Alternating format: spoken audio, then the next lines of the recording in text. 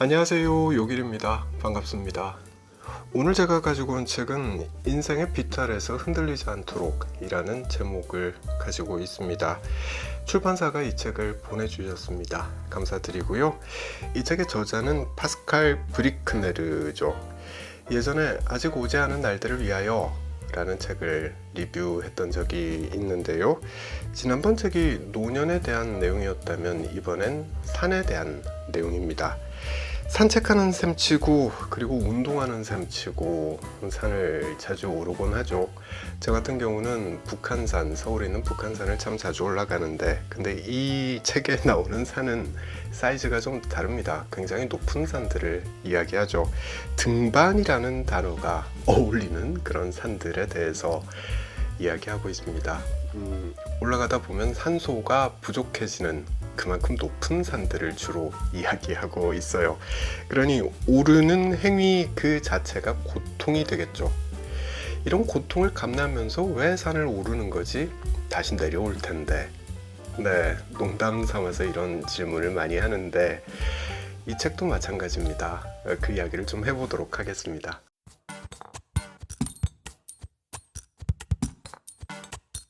네, 먼저 짧게 저자와 이 책에 대한 소개를 하고 넘어가도록 하겠습니다. 저자는 1948년생이죠. 올해 2023년 올해 74세 되십니다. 프랑스 파리에서 태어났고요. 철학을 전공했습니다. 정치 철학이고요. 좀 더 구체적으로 보자면 20세기, 21세기 철학을 했다라고 말할 수 있을 겁니다. 철학자인데 에세이도 쓰고 소설도 쓰고 작품 활동을 아주 왕성하게 하시죠. 우리가 많이 알고 있는 작품은 비터문입니다. 영화로도 만들어졌죠. 로만 폴란스키 감독이 만들었습니다. 파스칼 브리크네르, 이분은 프랑스의 대표 작가, 대표 철학자라고 말할 수 있을 텐데 한국에 알려진 책들이 많죠. 순진함의 유혹, 1995년 작품이고요. 아름다움을 훔치다, 1997년 작품입니다. 또 번영의 비참이라는 책도 많이 알려져 있죠. 2002년 작품입니다.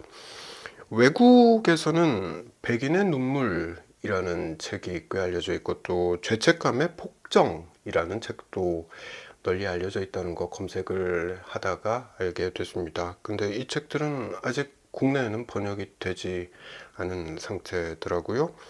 이런 책도 유명한데 한국에서는 왜 이게 소개가 안 될까 곰곰이 살펴보니까 이 책들은 서구 사회를 비판하는 내용이 주로 담겨 있어서 그런 것 같습니다. 예를 들어서 죄책감의 폭정, 이 책 같은 경우는 부제가 붙어 있는데 부제 제목이 이래요. 서구 사회의 마조히즘이라고 되어 있습니다.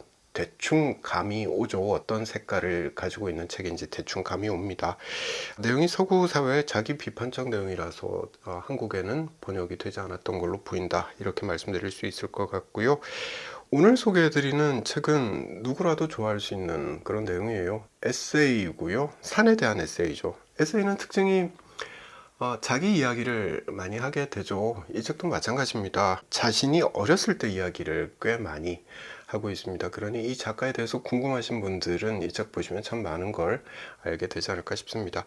어릴 때 산동네에서 자랐다고 하죠. 스위스와 오스트리아 접경지대에 있는 산악지대였다는데 2살 때 결핵을 앓았다는 거예요. 그래서 어느 요양원에서 자라게 됐는데 그 요양원이 창밖으로 알프스 산이 보이는 그런 곳이었다는 겁니다. 알프스 산은 아시겠지만 눈으로 덮여 있습니다. 그러니 저자는 어릴 때부터 산, 눈, 이런 단어를 친숙하게 생각하면서 자랐던 거죠. 어릴 때부터 좋았던 거예요. 겨울, 눈, 산. 그래서 이런 단어를 쓸 때는 흥분이라는 단어를 같이 사용하는 걸 이 책을 보면 알 수 있습니다. 예를 하나 들어볼게요. 7살인가 8살쯤으로 기억을 하고 있던데요. 독일과 오스트리아 국경에서 눈보라를 만났고 그래서 차 안에 갇히게 됐다는 겁니다. 가족과 함께 크리스마스를 보내러 어디론가 이동하던 길이었는데 차에 갇혀서, 눈보라 때문에 차에 갇혀서 오도 가도 못하게 된 거죠. 근데 너무 좋았다는 거예요. 이렇게 말합니다. 그 흥분을 기억한다 라는 거예요. 또 이렇게 썼습니다. 그때 눈송이들의 지배와 장엄한 통치 아래 살겠다고 맹세했다. 어린 나이에 어떻게 이런 생각을 했을까 싶은데 그만큼 좋았다는 뜻이 되는 거겠죠? 근데 커서도 이 생각은 변함이 없습니다. 이렇게 썼습니다. 눈에 갇힐 때마다 나는 무아지경에 가까운 행복감에 사로잡힌다. 네, 무척 좋아한다 라는 거 알 수 있죠. 파스칼 브리크네르의 산과의 인연은 청소년기가 되면서 좀 더 깊어집니다. 10대 때 암벽 등반을 시작했다고 하죠. 네, 이쯤 되면 진짜 찐으로 좋아했다는 거 알 수 있죠. 자라면서 그리고 성인이 돼서는 한참 등산을 안 했는데 근데 친구 덕분에 다시 산행을 시작했다라고 하고요. 그게 40대 때라고 합니다. 그리고 지금도 산은 무척 자주 가는 편이라고 이야기하고 있습니다. 산과 이렇게 인연이 많다 보니까 개인적으로 우정이라는 단어를 쓸 일이 많았겠네 라는 생각을 하게 되더라고요. 참고로 이 책의 불문판 제목이 한글판 제목하고 다르죠. 지금 자막으로 적어두도록 하겠습니다. 제가 불어를 못하기 때문에 이걸 구글을 이용해서 영어로 번역을 해봤더니만 산의 우정이라는 뜻이더라고요. 이 책의 불문판, 그러니까 원서 제목은 산의 우정입니다. 우선 자신이 산과 맺은 우정이 꽤 많았겠구나라는 걸 유추해 볼 수 있었고요. 어릴 때부터 산과 가까이 지냈으니까 그럴 수 있겠다 싶은 거예요. 또 산을 타다 보면 서로에게 의지할 수밖에 없죠.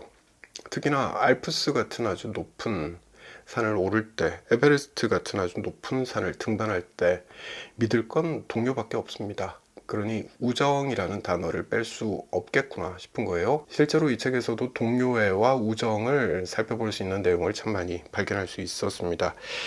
게다가 오늘 소개해드리는 책은 작가를 산으로 이끌어줬던 친구에게 헌정하는 성격을 가지고 있더라고요. 그 의미에서 우정이라는 제목을 달았던 게 아닌가? 네, 그런 생각을 해보게 됐습니다.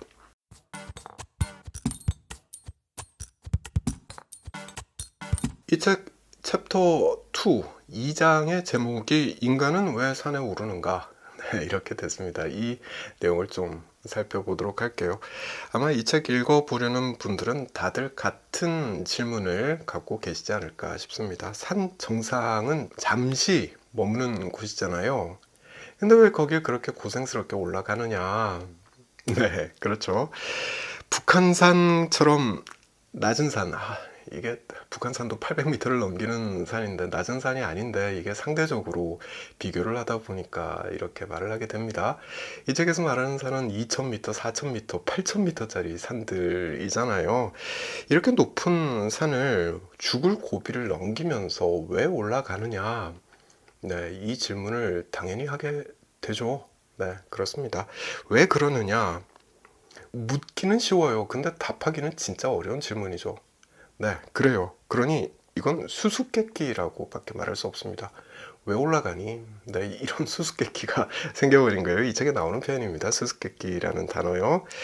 이 책에는 산을 왜 오르는지를 놓고 여러 이야기를 하는데 그 중에서 제가 제일 인상 깊게 읽었던 내용을 좀 소개를 해드리겠습니다. 저자는 부조리라는 단어를 사용하고 있습니다. 부조리. 다시 내려가기 위해서 올라간다는 게 부조리하다. 네, 그 맥락으로 읽힙니다. 근데 우리 삶도 마찬가지 아닌가? 네, 그 생각 들더라고요. 다들 죽잖아요. 그런데 태어납니다. 네, 그게 부조리한 거죠. 산을 왜 오르는가? 라는 질문은 왜 사는가? 라는 질문과 맥이 다 있구나. 라는 걸 느낄 수가 있었습니다. 저자는 시시포스의 운명에 대해서도 언급하고 있습니다.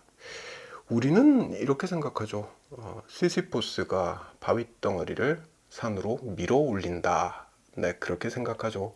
대부분 다 그렇습니다. 근데 저자는 관점이 좀 다르더라고요. 바위가 시시포스를 밀어낸다. 바위가 시시포스를 밀어낸다. 이렇게 말합니다. 왜 그러느냐? 오르고 또 오르라고. 네, 다시 이야기해 볼게요. 바위가 오르고 또 오르라고 시시포스를 밀어내린다. 네, 이게 이 책의 저자가 생각하는 우리와는 상당히 많이 다른 시시포스의 본질입니다.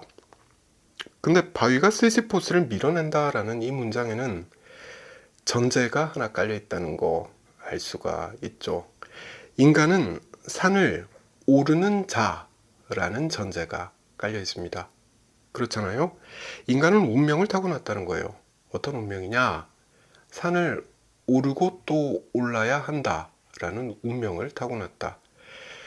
네, 그렇게 볼 수 있습니다. 이 대목에서 저자가 말하고 있는 산이라는 건 물리적 존재가 아니라 삶 자체를 뜻한다는 걸 눈치챌 수가 있게 되죠. 그리고 저자가 언급하고 있는 시시포스는 그 부조리한 삶, 자신의 부조리한 삶 자체가 자기 것임을 알고 있습니다. 자신의 부조리한 삶 자체가 자기 것임을 알고 있습니다. 나는 산을 오르는 행위를 구경하는 관객이 아니라 산을 오른다는 그 사건 자체의 주체임을 알고 있다 라는 뜻입니다. 다시 말해서 인간은 자기 삶의 주인임을 시시포스는 자각하고 있다 라는 뜻으로 풀이할 수 있겠죠. 이 맥락에서 저자는 까미를 언급하고 있습니다. 문장이 짧습니다. 잠시 읽어볼게요. 알베르 까미는 시시포스가 행복할 거라고 상상해야 한다고 말했습니다. 시시포스가 행복할 거다. 왜? 네, 왜? 그렇게 고통스러워 보이는데 왜 행복할 거다라고 말하지 싶은데 그게 자기 삶이라는 걸 알고 있기 때문에, 내 삶의 주체가 나라는 걸 알고 있기 때문에 행복할 거다라는 거죠. 내가 내 삶의 주체라는 걸 모르고 사는 사람이 엄청 많습니다. 이게 내 삶이라는 거 모르고 사는 사람이 많다는 거죠. 그에 비해서 시시포스는 무척 고통스러운 삶이지만 그게 자신의 것임을 알고 있다. 그러니 행복할 거다. 네, 이렇게 해석할 수 있을 겁니다. 제가 지금 하고 있는 이야기는 이 책에서 무척 짧게 언급이 됐습니다. 혹시 구체적으로 알고 싶은 분들은 까미가 쓴 책이죠. 시시포스의 신화. 네, 부조리 3부작 중에 하나죠. 시시포스의 신화를 읽어보시면 좋겠습니다. 이 책을 보면 행복과 부조리는 같은 대지에서 태어난 두 아들이다. 이 둘은 서로 떼어놓을 수 없다.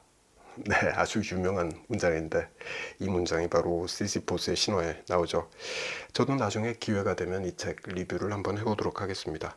자, 어쨌거나 어렵다 라는 느낌이 확 오죠. 그렇습니다. 산을 왜 오르느냐? 이 질문에 대한 답은 이렇게 철학적으로 흐를 수밖에 없는 게 아닌가. 네, 그런 생각하게 되더라고요. 게다가 저자는 이 책에서 산 정상을 영적 존재 비유하는 표현을 되게 많이 사용하고 있습니다. 시시포스가 오르던 산, 네, 거기서 이야기했던 내용하고 또 상당히 색채가 달라지는 내용이 나오게 되는데요. 산 정상은 초월적 존재를 만날 수 있는 공간이다 라는 거예요. 저자의 생각은 그렇습니다. 이 책의 서문에 나오는 내용입니다. 잠시 읽어볼게요. 산에 열광하는 사람들에게 산을 오른다는 건 다시 태어나는 것이고 환희의 도가니 속으로 걸어 들어가는 것입니다. 산 정상에 오르면 우리는 마치 낙원을 본 것처럼 사로잡히고 빨려듭니다. 그 농밀함이 우리를 삼켜버립니다. 그 농밀함은 매서운 추위일까요?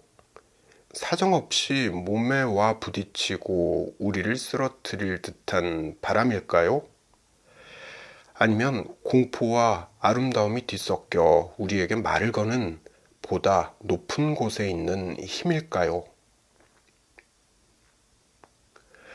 네, 저는 이 책을 통틀어서 이 문장이 가장 마음에 들더라고요. 산 정상에 오르면 어떤 농밀함이 있다는 거죠. 농밀함. 네, 이 단어 참 이 맥락에서 쓰는 게 색다르게 보였는데 농밀함은 짙고 빽빽하다라는 뜻입니다. 다시 말하지만 북한산이 아니죠. 산소가 희박할 정도로 아주 높은 산을 이야기하는 거예요. 8,000m짜리 산 꼭대기에 섰을 때 느끼게 되는 어떤 농밀함이 있다는 거예요. 자, 이게 뭐냐는 거예요. 그 농밀함이 뭐냐. 저자는 그건 아마도 매서운 추위일 수도 있고 사나운 바람일 수도 있다라고 말합니다. 그런데 저자는 또 하나의 가능성으로 이걸 덧붙이고 있는 거죠. 공포와 아름다움이 뒤섞여 우리에게 말을 거는 보다 높은 곳에 있는 힘이 아닐까?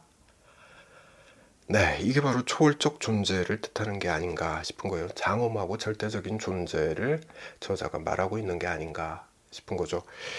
이쯤 되면 물어보고 싶어집니다. 당신은 누구입니까? 네, 이렇게 물어보고 싶은 거예요. 근데 그 존재는 과연 나에게 답을 줄까? 네, 이런 생각을 하게 되죠. 내가 묻는다고 답을 할까? 그거예요. 자, 지금 소개해드리는 문장은 이 책의 한국어판 서문에 실려있는 짧은 문장입니다. 이것도 좀 읽어보도록 하겠습니다. 산은 당신에게 말을 거는 것 같지만 당신이 산에게 질문을 하는 순간 침묵을 지킵니다. 겨울의 혹독함이나 여름의 온화함 속에서 우리는 백일몽, 기다림, 황홀경으로 이 침묵을 채웁니다. 네, 산은 우리 질문에 침묵한다는 거예요. 우리가 묻더라도 산은 침묵한다는 거예요. 그러니 우리가 그 답을 찾아내야 하는 상황에 처하게 되는 거죠. 저자가 보기에 그 답은 셋 중에 하나다라는 겁니다. 백일몽, 기다림 또는 황홀경이다 라는 거예요.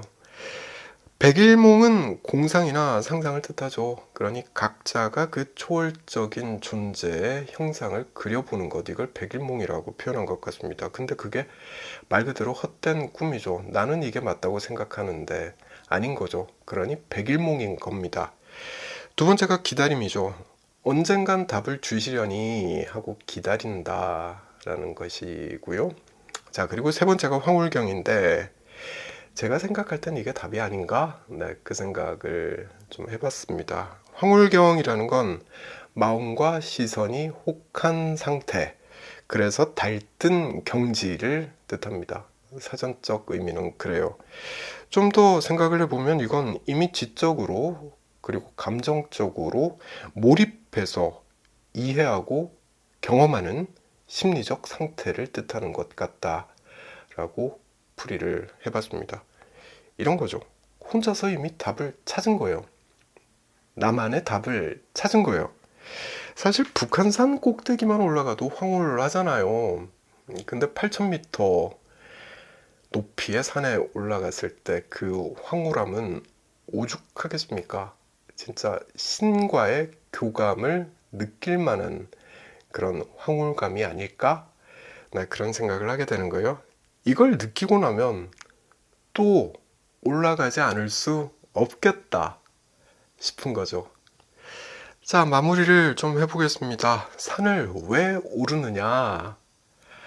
네, 무척 철학적 질문이죠. 질문 자체가 철학적입니다. 왜냐하면 산을 오르는 행위는 우리가 삶을 관객이 아니라 주체로 살아내는 행위와 똑같은 의미를 갖고 있기 때문에 그렇습니다. 그러니 이 질문은 우리는 왜 사는가? 또는 어떻게 살아야 올바른 삶인가? 라는 질문으로 바꿔서 물어봐도 될 겁니다. 질문이 이렇게 철학적이니까 답변 역시도 철학적일 수밖에 없겠죠. 네, 당연한 거예요. 게다가 저자는 산 정상이라는 공간을 재단이 없는 성당이라고까지 표현하고 있습니다.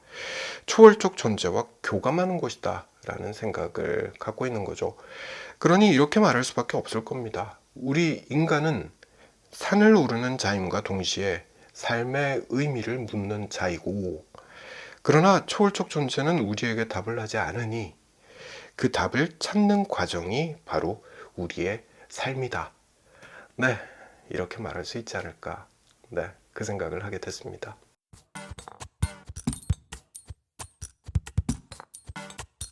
지난 한 주 내내 이 책을 들고 다녔습니다. 읽으면서 자주 길을 잃었던 것 같습니다. 어느 순간 내가 지금 어디 있지? 라는 물음표가 떠올라서 읽었던 페이지를 넘겨서 다시 한번 살펴보고 또 넘겨서 살펴보고 그랬던 것 같습니다. 이런 책 사실 읽기 어렵죠. 어떨 땐 깊은 산속에서 안개를 만난 듯한 느낌도 가지게 됩니다. 근데 그 짙은 안개 속에서 나한테 누가 손을 내미는 그런 경험을 여러 차례 하면서 이 책을 읽었습니다. 불현듯 이 말을 하고 있는 거구나. 네, 이걸 깨닫게 하는 문장들을 만나게 되는 거죠. 네, 이게 바로 이 책을 읽어내는 재미라고 말할 수 있지 않을까 싶습니다. 그 재미가 진짜 쏠쏠했던 한 주였습니다. 그 쏠쏠한 재미의 엑기스 같은 문장을 하나 소개를 해드리겠습니다. 산은 계속해서 나를 매료시키며 산을 이해하기 위한 시간이 내게 그리 많이 남아있지 않을 것입니다. 내게 산을 오른다는 것은 시간이라는 필연성에서 벗어나는 가장 간단한 방법이며 하나의 정화의식입니다. 힘겹게 고지의 평원에 올랐을 때 절벽을 기어올라 흠뻑 젖은 채 바람이 휩쓸고 간 능선에 도착했을 때 내가 싸워 이긴 것은 산 정상이 아니라 나 자신의 타성입니다. 우리가 스스로 바랄 수 있는 가장 아름다운 승리는 자기 자신에 대한 승리입니다. 네, 진짜 멋진 문장이죠. 굳이 8,000m짜리 그 높은 산을 말하는 게 아니라 800m 좀 넘는 서울에 있는 북한산을 오를 때도 이런 마음가짐은 진짜 필요하지 않을까 그 생각을 해봤습니다. 파스칼 브리크네르, 이분 책은 한 번 읽었다고 나 그 책 읽어봤어 라고 말할 수 있는 책은 절대 아닌 것 같습니다. 철학적 에세이가 다 그렇지 않나 싶기도 하고요. 살면서 마음이 곤궁하다 라는 느낌이 들 때마다 한 번씩 꺼내봐도 좋은 책이 아닐까 그 생각이 들더라고요. 특히 나이가 들어감에 따라서 이런 독서는 나를 돌아보게 한다라는 장점이 무척 큽니다. 이 맥락에서 들었던 생각인데 이 책의 한국어판 제목이 인생의 비탈에서 흔들리지 않도록 이라고 돼 있잖아요. 진짜 잘 지었다 라고 생각해 보게 됐습니다. 자, 오늘은 여기까지 하겠습니다. 저는 다음에 다른 책 들고 다시 찾아올게요.